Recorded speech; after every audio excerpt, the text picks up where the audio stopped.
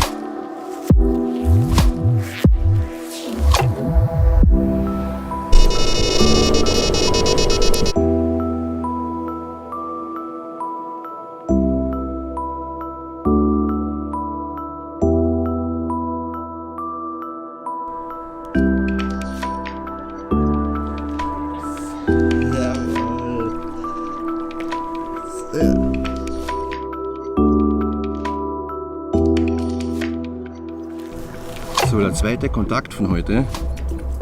Den ersten haben wir leider verloren. Der ist zeitig in der Früh gekommen, so gegen 7 Uhr. Relativ tief, so 15, 16, 17 Meter. Und ist aber dann im Drill ausgestiegen. Und dann haben wir uns danach entschlossen, den Platz zu wechseln. Und sind auf eine andere Seite, auf eine Steiluferseite. Und beangeln da so einen Bereich von 12 bis 15, 16 Meter auch. Und gerade vor einer halben Stunde ist die Sonne raus und keine 10 Minuten später ist die erste Route so auf 15 Meter ungefähr weggelaufen und das ist der Fisch davon.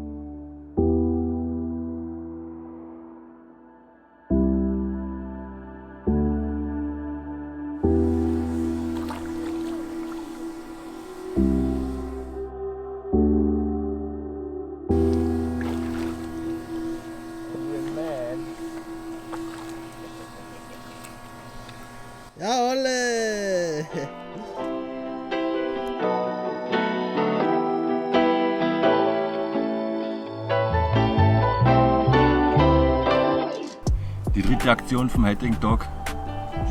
Der zweite Fisch. Und gleich einer von den richtig guten wieder. Selbe Tiefe, auch wieder so um die 15 Meter. Ganz ein kleiner, auffälliger Köder, 12 mm. Mit ein kleines BVA dabei. Und ein mega Dröhl. Er war sicher über 100 Meter draußen. Ein richtig feiner Fisch mit riesengroßen Augen und richtig große Brustflossen. Ein ganz feiner Charakter von dem See.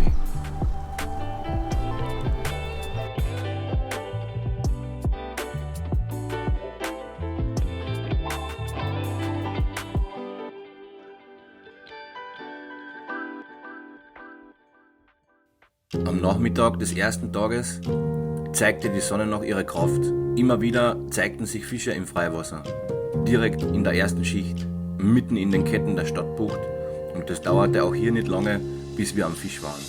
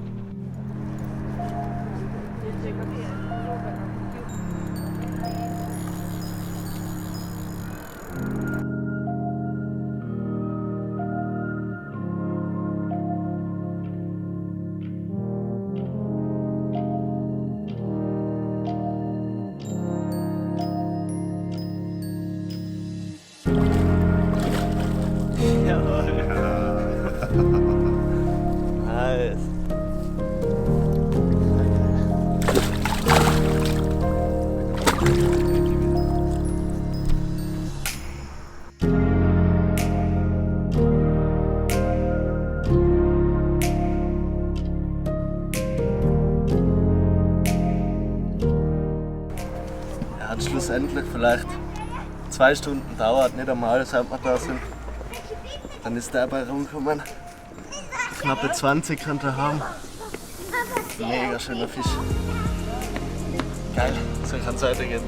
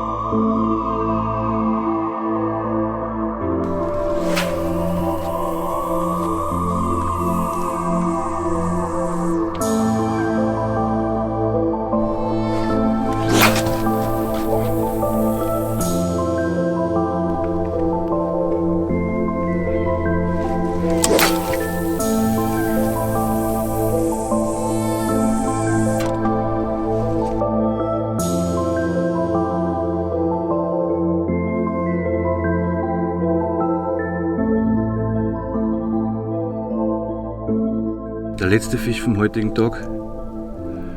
Es ist jetzt um 8 Uhr rum. Wir machen aber heute schon Schluss. War ein guter Tag aus einer flachen Bucht. Der Fisch ist so auf 10 Meter gekommen ungefähr. Wieder auf einen relativ kleinen Köder, 14 mm. Kleines BVA dabei und gleich nach einer halben Stunde wieder. Und auch so unterschiedlich wie die anderen. Es waren halt 2 Fische waren richtig stark im Dröhl. Die anderen 2 Fische relativ schwach. So wie das Verhalten auch momentan ist von denen, Sie machen ganz, ganz wenig und wenn, dann wird ganz wenig gefressen. Deswegen minimales Beifutter, wenn überhaupt, dann eben nur BVA und kleine Köder und das funktioniert ganz gut momentan.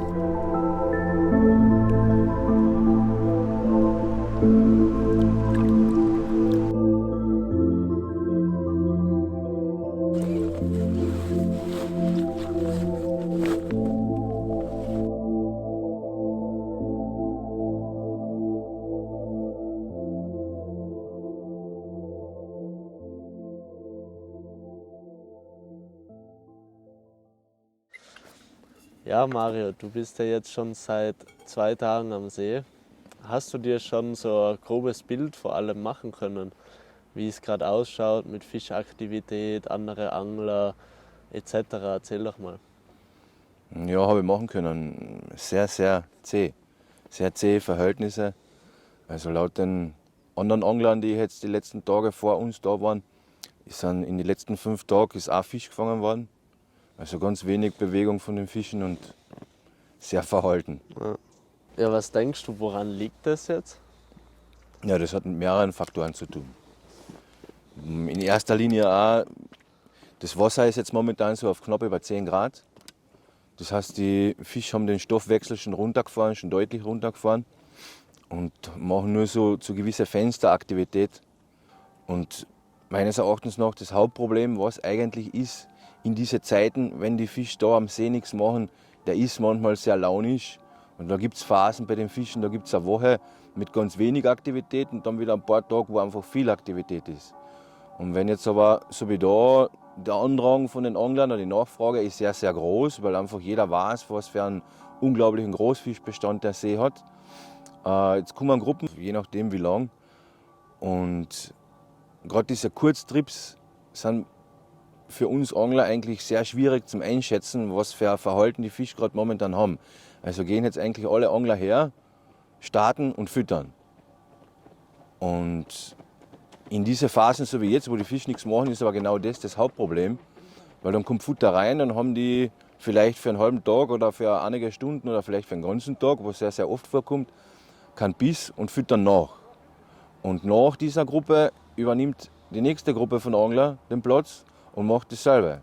Das Ganze summiert sich dann so, dass du im Endeffekt auf viele Bereiche vom See, so wie jetzt gerade quasi auf der anderen Seite drüben, bei der Villa, hinter der Kirche oder beim Brescheren, wo immer die meisten Angler sitzen, teilweise richtig hohe Futtermengen im Wasser drin liegen und das aber über Tage liegen bleibt, wo die Fische nichts machen. Sie nehmen dann, wenn nur ganz verhalten, was auf, minimale Mengen, sind dann wieder weg und der Rest bleibt aber liegen. Und wenn sich das über Tage, Wochen, so wie jetzt in der Situation, summiert, hast du einen super negativen Dressureffekt, weil nach einer Woche oder nach 1,5 Wochen das Futter, was da am Boden liegt, einfach ganz, ganz anders schmeckt den Fischen und teilweise einfach liegen bleibt. Wo noch dazu kommt, dass du eine super Schädigung fürs Wasser hast. Gerade in der Situation, wo der See eigentlich einen sehr geringen Zufluss hat und in die 60er Jahre schon Ringleitungen reingelegt worden sind, wo ein umliegender Bach reingespeist wird, ist auf alle Fälle nicht fördernd für die Situation. Das ist meines Erachtens nach eigentlich der gravierendste Punkt, warum in Zeiten so wie diesen jetzt das Ganze noch einmal erschwert wird für uns Angler, überhaupt zu den Fischen zu kommen. Ja, da geht es ja jetzt nicht nur ums Futtern, also ums Füttern an sich, sondern ja vor allem um die Futtermenge. Man hört ja jetzt letztens immer wieder von Anglern, auch wirkliche Szeneangler, wie sie halt hier einen Bled fahren und wirklich abkippen, hunderte Kilo. Was ist da deine Meinung dazu? Sinn, kein Sinn? Auf einem See mit vielen Fischen funktioniert sowas in den Anfangszeiten immer sehr, sehr gut. Oder in den Zeiten, wo die Fische einfach von Haus aus viel Aktivität machen, weil du viele verschiedene Schulen mit einer großen Futtermenge erreichen kannst, die unterschiedlich vorbeikommen. Die erste Schule sättigt sich, dann kommt die nächste und die nächste und die nächste und du konditionierst einfach wirklich viel Fisch mit viel Futter auf dem Bereich, wo du dann angelst. Also viel Futter macht durchaus Sinn. Es ist halt nur alles andere als förderlich für die Wasserqualität. Weil, ich sage jetzt einmal so, 90%, gute 90% von dem Futter, was da reinfällt, sind Proteinbomben unserer Boilies. Und das bleibt alles im Wasser. Das kommt beim Fisch vorne rein, geht aber hinten in der feinen Form wieder raus. Also es bleibt im Wasser. Aber zum Thema effektiv. Es kann effektiv sein, nur herunten auf den See hat sich das zu 90% von den gesamten Zeiten komplett gedreht. Die Fische nehmen das, wenn sie was machen, dann schon auf. Aber wie gesagt, wie ich da vorher gesagt habe, zu gewissen Zeiten, wenn dann die Aktivität so gering ist, bleibt der absolute Großteil liegen. Und das summiert sich über jede Gruppe. Und da sind oft gewisse Bereiche, ich weiß das selbst von Tauchern, die sind von Boilies überzogen. Klar, wenn die dann irgendwann einmal wieder weggefressen oder einfach je nach Konsistenz von den Boilies. Welche bleiben da für 2-3 Wochen drin liegen und die anderen sind halt sehr löslich und hast aber trotzdem die ganze Qualität im Wasser selbst. Also jetzt nochmal zurückführend auf die Bedingungen. Wie gehst du jetzt explizit bei solchen Bedingungen vor? Weil das ist natürlich nicht die einfachste Zeit zum Angeln, um an die Fische zu kommen. Du hast mir erzählt, du hast auch von anderen Anglern hier am See, die du davor schon getroffen hast, gehört, dass es wirklich sehr, sehr zäh läuft. Wie gehst du dann persönlich vor? Also eigentlich im Prinzip so wie immer, wenn ich herunten bin, ich handhabe das sehr aktiv, ich angel das sehr aktiv. Versuche zu den Zeiten, wo ich vermute oder weiß, wann die Fische wo sind, auf welche Seeteile, dort zu angeln. Mit ganz, ganz wenig Futter, teilweise überhaupt kein Futter. BVAs als Lockwirkung und einen super attraktiven Hakenköder. Je nach Situation, so wie wir angeln jetzt da auf einer relativ steilen Uferkante, relativ tief, weil die Sonne jetzt da direkt drauf steht. Und die Fische da in den See sind einfach sehr, sehr visuell orientiert. Die verbringen ganz viel Zeit im Circle quasi, die machen ihre Runden am See und sind halt eben nicht zu jeder Zeit überall. Und das versuche ich halt so aus meiner Erfahrung aus den letzten Jahren so einzugrenzen und einzuschätzen, wann sie wo sind. Auch unabhängig vom ob das jetzt ein Wind ist oder Regen oder so, sondern die haben so ihre Uhrzeiten. Und auf diesen Bereichen angle ich, wie gesagt, einfach mit ganz wenig Futter, Instant-Angelei. Du bereitest ja Plätze schon vor, auch mit Futter. Aber von was für Futtermengen sprechen wir so bei dir? Und vor allem was für Futter? Was bringst du denn ein dann in den See? Also wenn ich Bereiche habe, das mache ich allerdings auch nur dann, wenn ich sehe, okay, die Aktivität ist gut, suche ich mir 2-3 Bereiche raus, die ich dann so im Rad beangel. Und die Futtermengen, die ich da verwende, sind 1-2 Hände, maximal 2 Hände voll. Also ganz, ganz wenig, weil ich will die Fische im Endeffekt konditionieren und nicht satt machen oder mästen, sondern ich will sie im Endeffekt nur noch mit wenig Futter, hochattraktiven Futter, mit viel Attraktoren drinnen, auf dem Platz für ein paar Stunden zum Fressen animieren. Und das machen sie dann auch. Auch wenn oft das Futter in kürzester Zeit weg ist, aber die suchen das immer wieder für einen Zeitraum von oft 3-4 Stunden, kommen gewisse Gruppen immer wieder vorbei und suchen den Bereich ab. Und wenn dann kein Futter mehr liegt oder nur ganz wenig Futter, ist natürlicherweise die Chance für uns Angler, den Fisch zu haken, wenn nur unser Hakenköder beim Angeln dann dort liegt, viel, viel höher, als ich angel auf einem Futterberg von, keine Ahnung, 2, 3, 4, 5 oder mehr Kilo drauf. Und das funktioniert halt nur in den allerseltensten Fällen mit viel Futter, da jetzt noch in den letzten Jahren Fisch zu fangen. Also du hast so deine Fenster, wo größere Futtermengen, sage ich jetzt einmal, überschaubare Futtermengen eingesetzt werden können. Zum Beispiel so in diese Laichzeiten, davor, kurz danach, wo die wirklich aktiv sind, wo sie viel Energie verbraucht haben, durch ihr ständiges Wechseln, durch ihr ständiges Cruisen auf gewisse Bereiche, dann nehmen sie dann auch relativ viel zu sich. Nur der nächste Teil ist ja auch der, wenn du jetzt davon ausgehst, oder sagen wir so, es ist eigentlich ein einfaches Beispiel. Ein Fisch mit 10 Kilo aufwärts kann ungefähr 150 bis 200 Gramm zu sich nehmen, bis der Darmtrakt voll ist. Das hat natürlich dann mit der Wassertemperatur zu tun, wie hoch die ist, wie schnell dieser Verdauungszyklus vonstatten geht. Und zwischen 5 Stunden bis 48 Stunden, je nachdem. Und wenn ich da jetzt an 50 Kilo zum Beispiel einrechne, was in einem normalen Tag im Bled von den gesamten Anglern locker ins Wasser kommt. Manchmal ja wahrscheinlich schon von einem Angler. Ja, gibt es genauso einige Fälle, wo einfach viel zu viel Futter reinkommt. Die erlaubte Futtermenge herunten sind 5 Kilo. Und die allermeisten Angler, nicht alle, aber die allermeisten Angler brauchen diese 5 Kilo wirklich. Und dann würde ich sagen, gibt es vielleicht so diese 10%, die einfach deutlich mehr reinwerfen, weil sie dann teilweise auch vielleicht Plätze vorfüttern, was durchaus Sinn macht. Aber dadurch kommen halt eben auch ganz andere Futtermengen zusammen. Richtig hohe. Und wenn wir jetzt zum Beispiel nur von diesen 50 Kilo ausgehen, dann sind das mit der Rechnung von 150 bis 200 Gramm für einen Fisch, dann sind das 250 bis 300 Fisch, die du mit dieser Menge sättigst, täglich, was da täglich reinkommt und das über die gesamte Saison.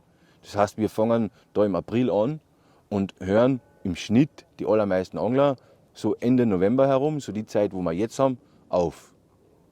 Das ist eine sehr, sehr lange Zeit und da ein richtig massiver, hoher Futtereintrag über die ganze Saison. Ja. Das heißt, du würdest prinzipiell eigentlich auch jeden abraten, mit so viel jetzt Futter verwenden, ist ja okay, aber mit größeren Futtermengen zu arbeiten. Auf so einem Wasser wie da auf alle Fälle. Gerade in der jetzigen Situation von dem See. Also das hat sich eben durch das, dass der See eine hohe Nachfrage von den Anglern hat. Er ist in ganz Europa bekannt. Ganz viele Angler wissen, wie viele große Fische da drin schwimmen. Er ist super schön und er ist einfach ganz eigen zu beangeln, weil du einfach diese Zugangsmöglichkeit rund um den See hast. Dadurch hat er einfach ein sehr, sehr großes Interesse. Und in den letzten 2-3 Jahren hat sich das Ganze herunten leider so ins Negative entwickelt, dass die Wasserqualität wirklich massivst unter diese Futtereinträge von den Anglern leidet. Und heuer, speziell heuer in diesem Jahr, sind wirklich leider sehr viele große Fische gestorben. Also Okay. sehr, sehr oft, wenn wir herunten waren, eigentlich von Mai weg bis jetzt in den Oktober rein, bei jedem Aufenthalt, was wir da waren, und das sind meistens nur ein Tag, was ich herunten bin, ob alleine oder mit Gästen, mindestens 1-2 tote Fische irgendwo gesehen auf der Oberfläche. Und das sagen die Locals ganz gleich. Auch Taucher sprechen von Bereichen, wo, wenn die Wassertemperatur niedriger ist und die Wassersäule größer ist, der Fisch kommt nicht gleich rauf und geht auf die Oberfläche, wenn er gestorben ist. Und Taucher haben da von einigen Bereichen berichtet, wo viele Fische, gerade jetzt in den letzten Wochen, tot am Boden gelegen sind. Und das hat in erster Linie wirklich mit dieser Verunreinigung durch die hohen Futtermengen von dem Wasser zu tun. Das ist leider ein sehr negativer Faktor, was die moderne Karpfenangelei in den letzten Jahren auf einige Gewässer, die eben, sagen wir jetzt, ein kleines Problem mit Zuflüssen haben, angerichtet haben, weil der See hat kein normales Grundwasser. Ja, du sagst es ziemlich logisch und auch gerade raus. Also du versuchst das jetzt nicht irgendwie zu vereinfachen. Weil es gar nicht anders geht. Es geht genau Ja. um diesen Faktor. Wenn wir Angler auf diesem See noch in den nächsten Jahren weiterhin auf diese super schönen Fisch angeln wollen, dann wird uns gar nichts anderes übrig bleiben, als da eine Veränderung zu vollziehen oder ein Umdenken zu vollziehen. Und ich denke, das sieht man immer wieder am besten, wie wenig man, wenn man eine gewisse Gewässerkenntnis mitbringt, ganz egal auf was für ein Wasser, man Futter einsetzen muss, um wirklich einige und große Fische zu fangen. Wenn du am richtigen Zeitpunkt, am richtigen Ort, zum richtigen Zeitpunkt bist, brauchst du nicht viel Futter und du fangst die besten Fische. Und wenn wir da, wie gesagt, weiterhin in Zukunft angeln wollen, ohne dass der Fischbestand, wo heuer schon stark darunter gelitten hat, weil eben viele Fische gestorben sind, weiterhin leidet, dann wird uns gar nichts anderes übrig bleiben, dass wir da alle zusammen ein bisschen umdenken und vielleicht ein bisschen vom Gas, vom Füttern runtergehen, sondern einfach nur wirklich das, was man beim Angeln so tatsächlich braucht und nicht am Tag 5 bis 10 Kilo ins Wasser werfen. Planlos. Und am nächsten Tag, weil am ersten Platz nichts passiert ist, am zweiten Platz woanders das selber zu machen. Und das passiert da leider sehr, sehr oft. Also du persönlich würdest absolut vom Füttern abraten, also von größeren Futtermengen. Du persönlich, sei ehrlich, fütterst du? Ja klar, genauso. Aber eben ganz, ganz andere Mengen. Wie gesagt, da reden wir von 1 bis 2 Hände voll und das dann so im Rad. Und ich würde vom Füttern überhaupt nicht abraten. Aber diese enormen Futtermengen, die einfach von den Anglern in vielen Instanzen unwissenderweise, in der Hoffnung, es passiert dann mehr, wenn mehr Futter reinkommt, eingebracht werden, sind halt einfach zu viel für den See. Wenn ich als Angler richtig hochwertige Qualität von Futter verwende, dann brauche ich keine Mengen. Weil wenn die Fische da sind, sprechen die in kürzester Zeit aufs Futter an, wenn sie Aktivität machen und du fängst sie. Wenn die ganzen anderen Komponenten, Montage, Präsentation und alles passen.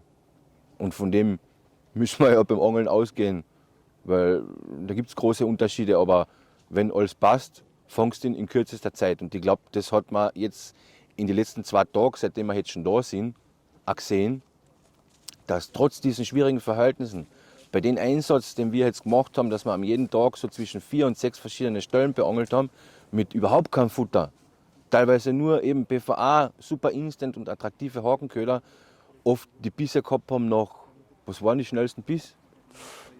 10, 20 Minuten. Ja, nach kürzester Zeit. Und das kommt halt da auch noch dazu, gell? Die Fische kommen in Schulen, du fängst einen Fisch runter, die anderen kriegen das mit und sind weg. Also die Schule kannst so schnell auf dem Bereich nicht mehr fokussieren. Weil die das einfach mitkriegen. Die wissen alle, um was es geht. Wenn ein Fisch aus dem Schwarm wegflüchtet, Gefahrsignal Nummer 1, alle Fische weg. Und dadurch macht es auch am meisten Sinn bei der aktiven Angelei, wenn du einen Kontakt an Fisch hast, den Platz zu wechseln. Und deswegen mache ich das so, wenn ich eben Plätze im Rad befütter, da im Vorhinein, ein paar Stunden vorher, kommen 1, 2 Hände voll Futter rein. Je nach Situation. Manchmal ganz knapp im Uferbereich, manchmal ein bisschen weiter draußen, je nachdem. Und versuche dort einen Fisch zu fangen. Wenn ich einen gekriegt habe, kommt vielleicht noch einmal eine Hand oder noch einmal eine zweite Hand Futter rein und fahre zum nächsten Platz. Lass den Platz wieder einigen Stunden Ruhe, versuche beim nächsten Platz einen Fisch zu fangen und mache dort dasselbe und komme da wieder her. Und je nachdem, wie die Aktivität war, wenn ich dann bei der zweiten Runde, sage ich jetzt einmal so, keine Aktivität mehr gehabt habe, dann kommt kein Futter mehr rein. Aber eben nicht diese Mengen. Und meine Mengen, auch wenn ich da am Tag, es gibt Tage, wo es gut läuft beim aktiven Angeln, da fange ich 10 Fisch am Tag, 8 bis 10 Fisch, manchmal sogar ein bisschen mehr. Und da brauche ich Futtermengen, ehrlich, 1,5 Kilo maximal, vielleicht 2 Kilo und da muss aber schon richtig viel Action sein.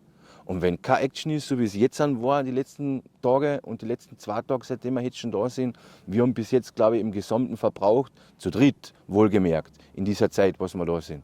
Ich glaube, das waren jetzt vielleicht 1,5 Kilo Futter in der Zeit. Wird hinkommen, ja. Und ich glaube, wir haben, so wie wir jetzt mit den anderen Anglern gesprochen haben, das Beste aus der Situation rausgeholt, weil überall anders rundherum passiert gar nichts. Die Angler, die füttern, haben bis jetzt keine einzigen Bisse gehabt, auch in der Zeit, wo wir jetzt da sind. Und das ist das beste Beispiel dafür, dass gerade eben auf diese Bereiche, wo die Angler immer sitzen, die Fische sich natürlich auch anders verhalten, weil sie wissen, von diesen Bereichen geht immer Gefahr aus, immer Schnüre draußen. Das Futter teilweise oft über Tage oder Wochen eben liegen lassen, wenn sie dann so wenig machen wie jetzt. Was ist dir dann bei dem Futter, wenn du wirklich so wenig Futter einbringst, was ist dir dann wichtig bei dem Futter dann? Also speziell für Herunden, es muss super schnell arbeiten, es muss super löslich sein. Ich schaue jetzt nicht unbedingt, ich bin jemand, der beim aktiven Angeln gern irgendeinen ganz kleinen visuellen Teil mit reinnimmt. Ob das Teile von Fake-Maiskörner sind, irgendeine Schaumstoffdinger, normale Pop-Up-Hälften von irgendeinen Farben oder so, die einfach zusätzlich zu diesen attraktiven Hakenködern noch mit reinnehme. Und habe Herunden eigentlich als Futter selber. Ich verwende nur ein relativ kleines Futter, eigentlich das ganze Jahr und fahre damit am besten und fange damit die meisten großen Fische von meinem Angelstil her. Und das sind 14 mm. Genauso 10 und 12 mm sind perfekt für die Fischerei geeignet.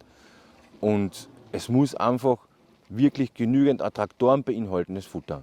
Das heißt, es muss den Fisch von Haus aus sofort ansprechen und die Löslichkeit sorgt noch dafür, dass er es einfach super schnell wahrnimmt und super schnell findet. Du sagst eben das aktive Angeln. Du betreibst es so, dass du wirklich mehrere Spots pro Tag befischst. Dass du mal auf einem Spot den ganzen Tag sitzen bleibst. Kommt nie vor, oder?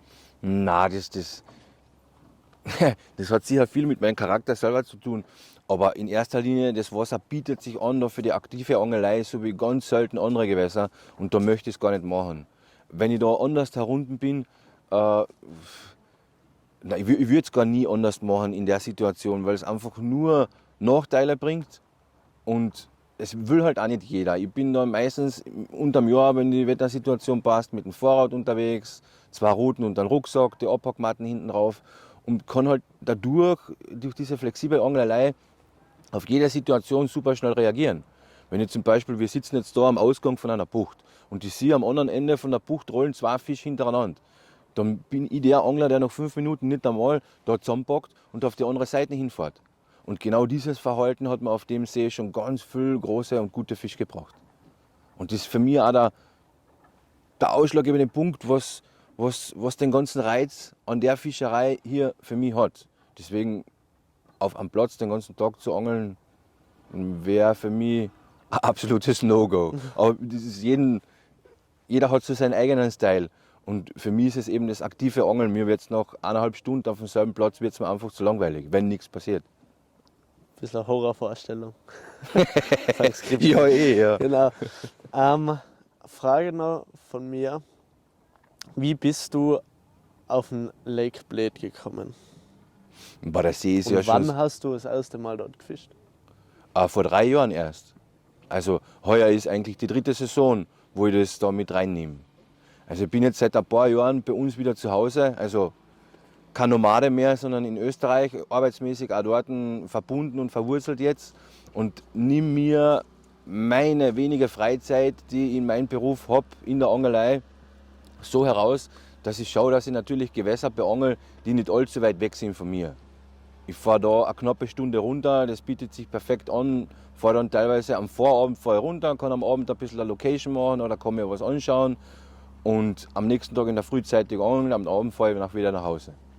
Und die ganze Situation bietet sich für mich an. Und natürlich der Fischbestand da ist mit ganz, ganz, ganz wenig anderen Gewässern überhaupt irgendwie zu vergleichen. Und es ist eine Challenge, jedes Mal die Fische zu fangen. Also es ist nicht jedes Mal so, dass du da runterfährst, auch wenn man sich von der Gewässerkenntnis her gut auskennt, was ich mittlerweile habe, jedes Mal was passiert für Fische fängt. Überhaupt nicht. Im Gegenteil, du musst jedes Mal, wenn du herunten bist, darum kämpfen, dass du deine Fische kriegst. Manchmal sind es 1, 2 am Tag, manchmal sind es halt mehr als 5 oder mehr als 10, aber das sind dann eher so die absoluten Ausnahmen. Und das macht für mich so die Challenge schon aus und natürlich auch der Angeldruck, der das nicht erleichtert, die Fische zu fangen, und das hat einen großen Reiz für mich. Ja, du warst, wie du gerade gesagt hast, seitdem du wieder hier bist, seitdem du kein Nomade mehr bist, was hast denn du davor gemacht? Ja, ich bin jetzt schon seit über 15 Jahren im Angelbereich tätig. Als in den Anfangszeiten im Verkauf, außendienstmäßig und so, war dann später auch auf selbstständiger Basis in Guiding-Bereiche. Angefangen so Italien, aber auch ganz viel Spanien mitgenommen und dann weltweit auch mit Gästen. Und mache jetzt eigentlich zu meinem Hauptteil von der Arbeit nur mehr ganz sporadische Touren mit Gästen und eben da einige Male auch runter. Und da herunten darfst du, das ist auch der Faktor, was da mit reinkommt, was die Gewässerkenntnis betrifft, beim Raubfischangeln ein Boot verwenden und der Echolot. Und ich bin einige Male auch mit Raubfischgästen herunten zum Raubfischangeln. Der See hat einen megamäßigen Seeforellenbestand und bietet sich für das sensationell an. Und habe durch diese Situationen mit dem Boot und Echolot natürlich ganz einen anderen Überblick gekriegt im Laufe der letzten 2 Jahre. Und weiß dadurch auch von der Struktur her und von dem Verhältnis im Wasser selber viel, viel mehr. Also bei jeder Ausfahrt lerne ich neue Sachen dazu. Und die ich dann in meiner Fischerei und auch in der Fischerei mit Gästen beim Karpfenangeln natürlich ganz anders umsetzen kann, weil ich ganz genau weiß, wie die Struktur auf die dementsprechenden Bereiche ist, wo du Präsentation hast und wo du keine hast. Und das ist halt ein ungemeiner Vorteil für uns Karpfenangler, wenn du diese Kenntnis hast. Was auch einige Locals da natürlich haben, die da schon seit 10, 15 Jahren intensiv auf dem Karpfen angeln. Die wissen ganz genau, wo sie wo sein müssen, wo sie Präsentation haben und wo sie keine haben von den Ködern her. Und das ist halt ein Riesenvorteil gegenüber einem Angler, der das erste Mal hier runterfährt, sich vielleicht im Internet ein paar Videos anschaut, aber eigentlich so über das Gewässer selbst null weiß. Er weiß, dass viele große Fische da sind, was man die letzten Jahre auch gesehen hat auf Bilder und auf Videos. Aber das war es dann eigentlich auch schon. Und das ist eben der Hauptgrund, ob du da auf diesem See regelmäßig fängst oder nicht. Eben diese Location, diese Gewässerkenntnis, ob du die hast oder nicht. Ja, du warst ja vor 2 Tagen, also am ersten Tag, wo du jetzt runtergekommen bist an den See, warst du ja auch draußen, oder? Beim Seeforellenschleppen Ja, genau, oder genau. Hechtschleppen, weiß gar nicht. Ja, genau. Ja, beim Hechtschleppen. Ja. Hechtschleppen, ja. Das heißt, da hast du dir dann natürlich auch schon mal grob anschauen können, auf was für Gewässertiefen sich die Fische befinden. Genau so ist es. Ja. Was natürlich auch klar einen Vorteil für uns ausgemacht hat. Ein Riesenvorteil. Aber wie man es auch gesehen hat, wir haben jetzt die Fische, wo wir jetzt gekriegt haben, ich glaube mittlerweile sind es 8 Stück, jetzt aus den letzten 2 Tagen, was eigentlich für das richtig gut war, für die Verhältnisse, auf komplett unterschiedliche Tiefen gekriegt. Und ich glaube, das hat man ganz gut gesehen, dass die Tageszeit mit der Tiefe absolut Hand in Hand geht. Am ersten Tag, wo ich runter bin und mit dem Boot raus bin, am Nachmittag, hat das am Nachmittag stattgefunden. So von 1 am Nachmittag bis zur Abenddämmerung. Du darfst nur bis zur Abenddämmerung Raubfisch angeln da. Da waren die Fische alle auf Tiefen zwischen 12 und 15 Meter. Das war natürlich für uns jetzt ein Riesenvorteil, wenigstens dieses Fenster einmal zu wissen, wo sind die Jungs, wo ist die Bande untertags, auf was für einer Tiefe.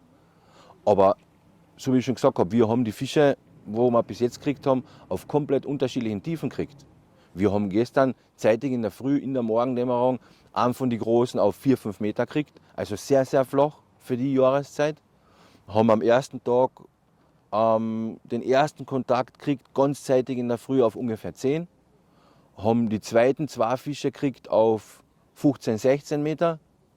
Den am Abend, in der Abenddämmerung, haben wir wieder etwas flacher gekriegt, also auf 8, 9, 10 Meter um den Dreh in einer steilen Uferkanten. Und gestern am Abend, die 2 waren auf, der eine denke ich so auf 10, 11, der andere auf 14, 15.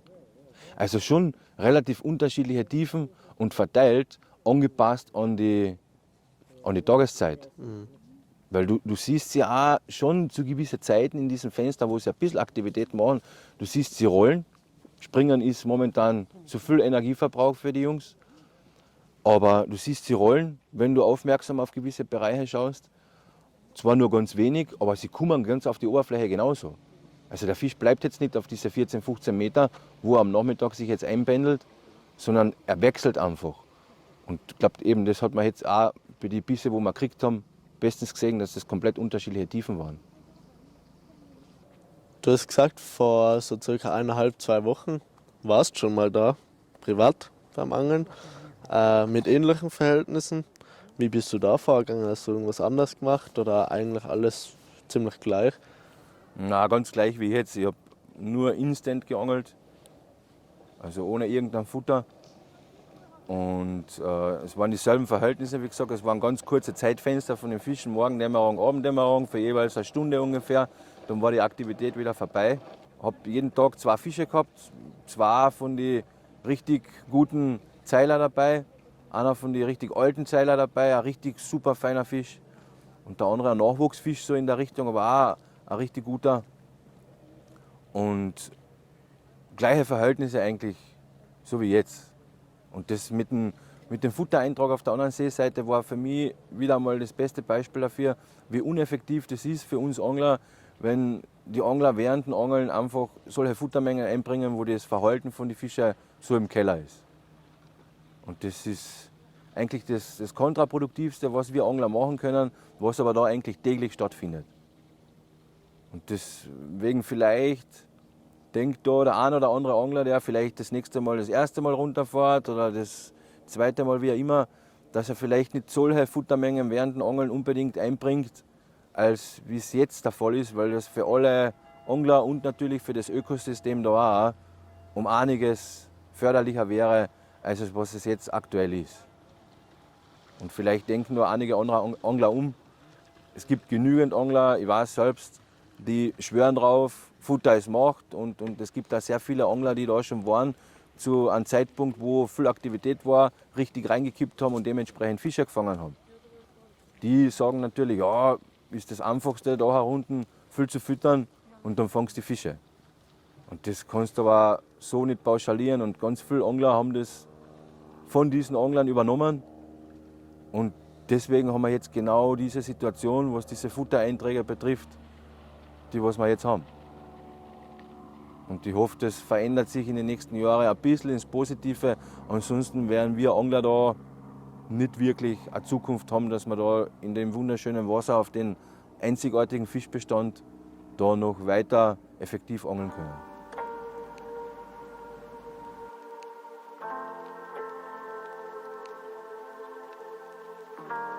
Tag 2 begann mit einer richtig knackigen Morgendämmerung. Einige Minusgrade in der zweiten Nachthälfte hatten die Fische in die geschützten Buchten gedrückt. In der Dämmerung selbst bot sich uns ein sensationelles Oberflächenspektakel. Und nicht nur wir, sondern auch die Kormorane nützten die Situation.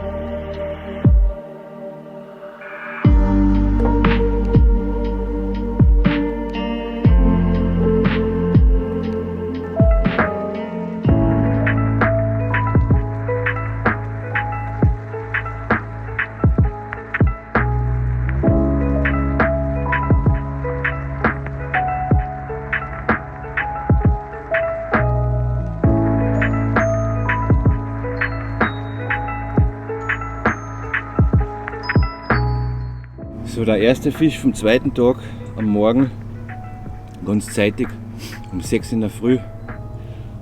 Und gleich einer aus der alten Tuton-Bande. Ein richtig cooler alter Fisch. In einer ganz flachen Bucht. So auf 4 oder 5 Meter gebissen. Die Fische haben das Verhalten ein bisschen verändert. Die erste ein bisschen kältere Nacht gewesen. Und sind vereinzelt ins Flachwasser eingegangen. Und da haben wir den gekriegt, da wieder ganz ein kleiner Köder und BFA dabei und einen spitzenmäßigen Drill.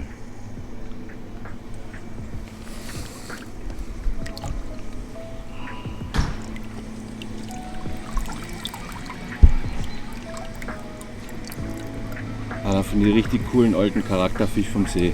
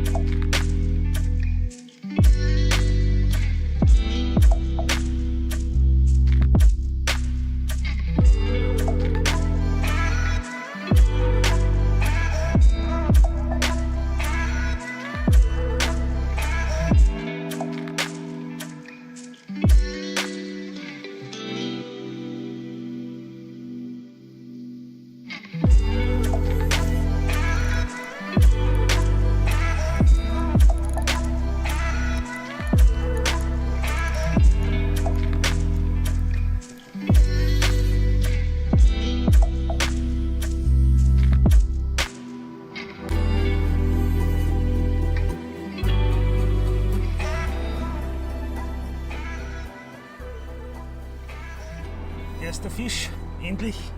Zweiter Tag. Perfekt.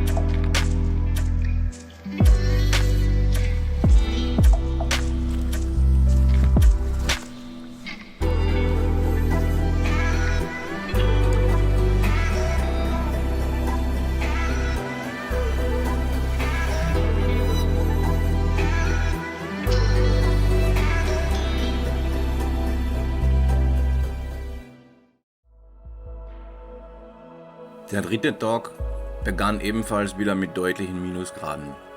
Allerdings einem gänzlich anderen Verhalten der Fische.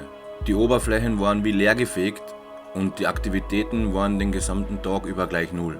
Erst gegen Abend, als der Umschwung des Vortages ein wenig verdaut war, kam wieder etwas Bewegung ins Spiel. Verhalten, aber doch deutliche Action.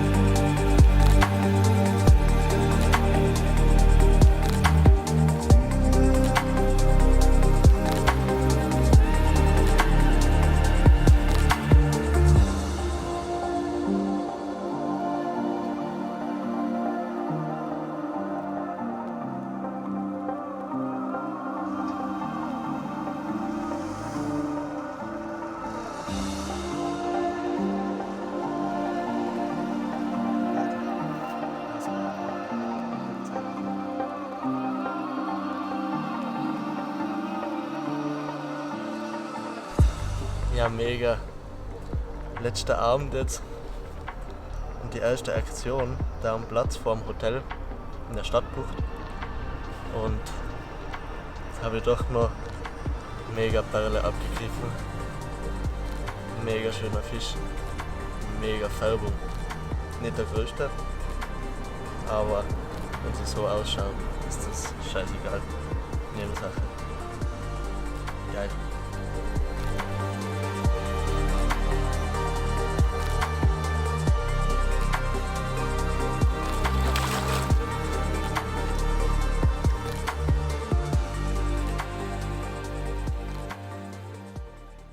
Eine knappe Woche später hielt der Winter endgültig Einzug am See, zumindest außerhalb des Wassers. Im Wasser selbst hatte sich eine gänzlich andere Situation gebildet. Nicht alleine die Temperatur, die runterging von 9 auf um die 7 Grad, sondern vielmehr das Verhalten der Fische veränderte sich gravierend.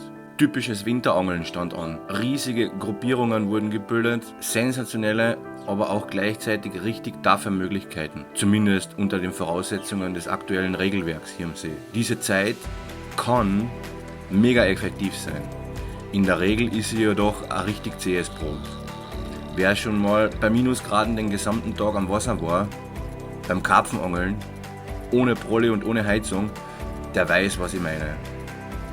Der Dezember hier am See hat eigentlich zwei Gesichter. Eine stille und gemütliche Seite und eine mit richtiger Action zu den richtigen Zeitfenstern.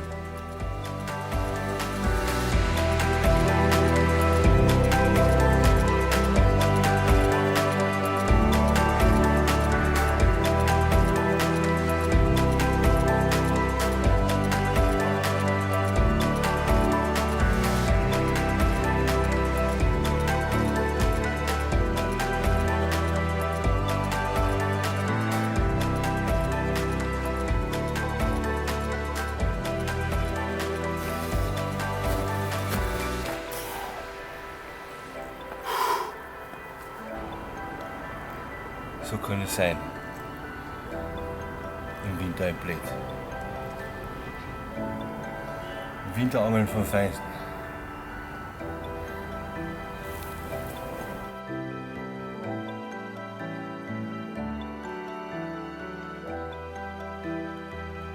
So, das ist der dritte Fisch. Ein richtiger Panzer von Spiegler. Auch mit einem richtig guten Drill. Und vielleicht eine halbe Stunde nach die ersten beiden. Alles so in einer Stunde, alle 3 Fische. Und der ist der schwerste davon. Wir schauen mal an.